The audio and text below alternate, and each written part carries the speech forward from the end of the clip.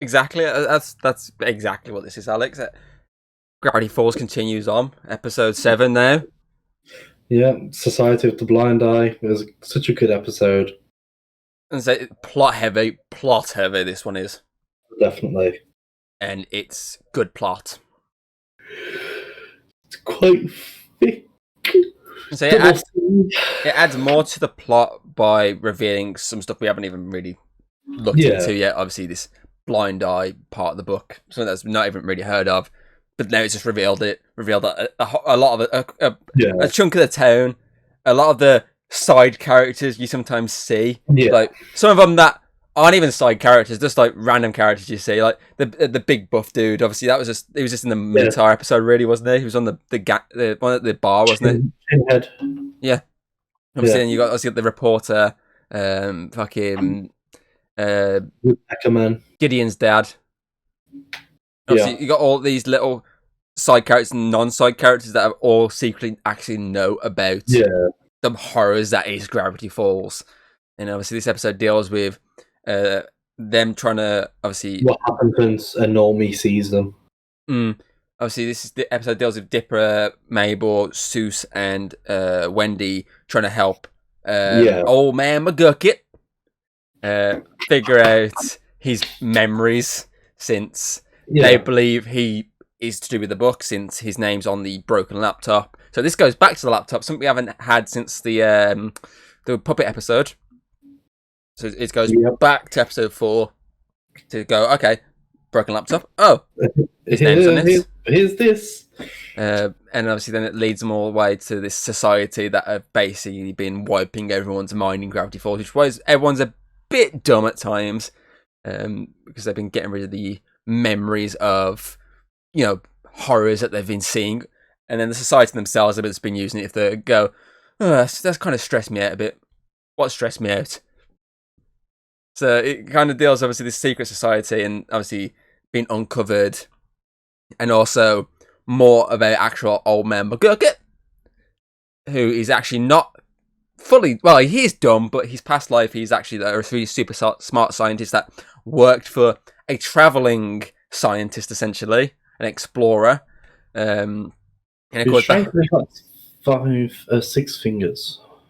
And of course, horrors he's seen from this guy's what he's been doing is what made him create the gun, what made him create the blind eye. But of course, over time, it's just made him dumb, and you get to see that in a really cool montage of him going from normal-looking chap to, I've got a Band-Aid on my beard. Band-Aid on my beard. That doesn't make sense. Why isn't that what I'm pointing out? So obviously, I do like a lot of this episode. It's a really good episode. It's not joke heavy because it's being plot heavy, but there is a few jokes in this that actually do make you laugh, i.e. the McGucket stuff. So that's pretty funny. I mean, the bit when he literally brings like, I raided the mining section for some basically like weapons, and it's like a banjo, a fucking a wooden like log with a fucking raccoon attached to it, a sign saying dysentery. Yeah. Like, what the fuck? How is any of this in them? I mean, he literally had like pickaxes and shit in this fucking tub, and yet they've all got the worst fucking things ever. I mean, they worked, did they not? I mean, for some reason they all got scared of the dysentery sign. That was a bit of a weird one. I mean, do you want dysentery? No, not really. I do like the joke though of Seuss when he first sees it. He's like, "None of you mess." Obviously, he doesn't want people to fucking crap them pants. So yeah, obviously it's a very interesting episode that adds more layers to this already layered mystery by pointing out that there's someone else involved here, and even like the end credit scene with Stan adds more layers again, because he's saying, I'm not going to stop until I get this done. No one can stop me. It's like, and then it pans to the Pines twins. Exactly. It's like, what is going on here? Like, what is this massive portal? This massive Stargate portal he's got in his basement. What the fuck is this going on? I need to know. And I'd say it adds a lot more to it, while also revealing, obviously, enough to get you through this episode. And I think it does a really good job pacing it, and it does a really good job of how it reveals the things. And I say the idea of like, some members of the town being in on basically a secret society is quite an interesting plot. Yeah. And I would say it then introduced this random pinhead-looking guy. I also like with this one as well that it makes a lot of references to a lot of Mabel plots, which is obviously the romance plots. Like it references pretty much every single one she's got into, really. I.e., she has a little book where it's like, oh, this one turned out to be gnomes, which we get a lot of gnome references in this episode because we get to see the fucking gnomes, who were going to go into cannibalism unless they got a pie. Obviously, we also get obviously the image of Gideon. Obviously, he's like the crazy ass Gideon. We got the fucking clones, which she doesn't really. When she goes for the book, she kind of ignores like that. Yeah. And like, she makes reference to them slightly when she's pulling the poster down. She's like, "Oh, come on!" But she never actually references them. I suppose it was because they weren't a romance; they were just a crush. Maybe. And so then you also got Mermanda, which is a big part of the reason she's kind of depressed because she's now married a manatee, the queen of the manatees. Yeah, the princess of the manatees, and she's so beautiful. And then you've also got her most recent crush, which is obviously the fucking puppet guy. Yeah. She's got like a whole book putting out all her past romances from this summer. And I like that it makes reference to that because it adds a bit more layers to Mabel because it's her. This episode's her trying to figure out herself, trying to figure out exactly. And I like the fact that Wendy's the right choice for that character for a heart-to-heart one because basically the others are guys. It makes sense it being the only female character to sit down with her and be like, okay, pretend I'm basically a crush. Let's talk this through. And I like the fact it's to her be like, oh, forget about them. You don't need them. I like that. We had this moment, obviously this heartfelt moment with Dipper. Obviously the whole Wendy situation in episode 2. And I like the fact we've now got the same sort of idea, but with Mabel. So it's a nice chunk of references while also being a really heartfelt side plot essentially because that's the B plot because the A plot being obviously the society and McGucket's like mystery. Obviously that's the little tiny B plot you got going since she's obviously wants to use their Ray to get rid of all the crushes and then Wendy wants to use to get rid of a song that's doing her head in. It's when she fucking throws it at the window like a shuriken and instantly instantly he's like, I'll get you another one because he's just like I think the funny thing with that joke though is the whole fucking season. He's like, I would do anything for this, and I'd even eat my own pants. And on the radio behind him, he's like, "Eat your own pants." I like at first that he goes to do it, and then he stops. You're like, okay, he's got away. He stops and he walks up, and he just hears Stan go, "Why is Susie in his own pants?" They should have done a joke where the next time you see him, he was just in his pants. I mean, they didn't say if it was British pants or American pants. So he could have what you're saying, he might have had his underwear. Yeah, because you never know. Let's say it's a fun episode with a lot of reveals, and I think that's what edges it out over a lot of episodes because this is actual plot progression. Yeah, and it's good plot progression because even when they did the plot progression, say with the sock puppet one, which the plot progression was obviously the Bill stuff. Yeah. The whole episode itself was okay. It just wasn't, a great plot progression episode. Same goes for, same goes for the second episode. Really, obviously, it was a lot better than the puppet one. Obviously, plot progressed it with the laptop, but that was it.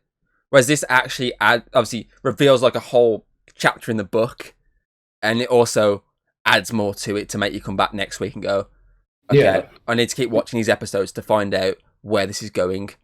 Because we haven't really had a proper push in progression in a while. Even with the Bill episode, it wasn't proper pushing progression. I don't think we get like proper pushing until like episode 11. So it kind of placed them in positions where it kind of placed them around like the filler episodes. I'd say after the decent episode of last one, it's a good step forward again. Oh, definitely. And I'd say it adds a lot going forward now. But yeah. Yeah. So what are your thoughts and feelings, sir? 9.5.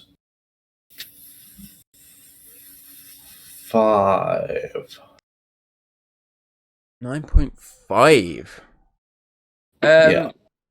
I'm actually going to do what we did on the Seuss and the Real Girl episode before I eventually changed it. I'm going to go up on you and go a 10 out of 10.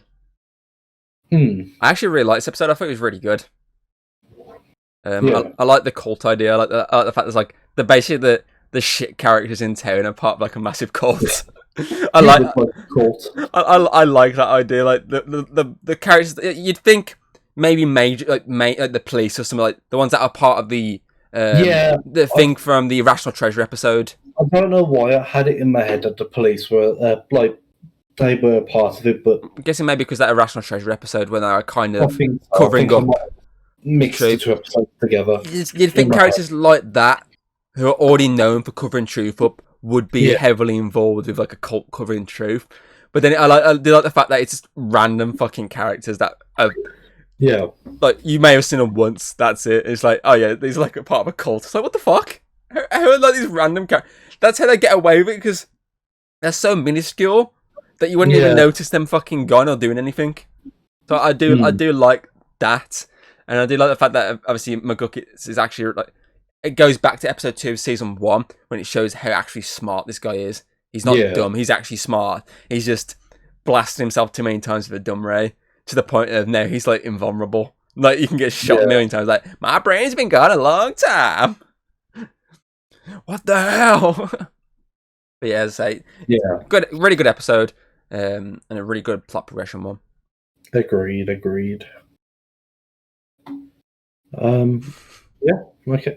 Okay.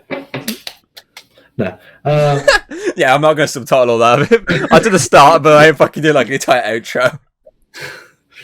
Thank you very much for watching the review. If you've watched the episode, leave a comment down below. If you like what you see and want more, we are uploading the rest of the series soon. The reviews. If you don't like Gravity Falls, firstly, what are you doing here? Secondly, we do Pokemon, Dragon Prince, gaming, stuff like that. So check them out. And until next time, when we review, that was a weird sentence, when we review episode 8 of season 2, Blendin's Game. So until then, see you later. If you like what you've seen, don't be afraid to throw us a little like and subscribe. That's always very appreciated over here. And, well, I'll see you on the next video.